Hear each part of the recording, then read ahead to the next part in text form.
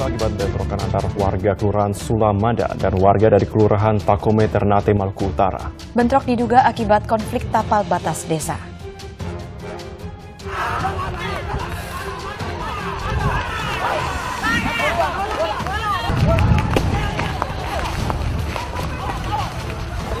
Akibat bentrok warga ini, arus lalu lintas di lokasi macet total.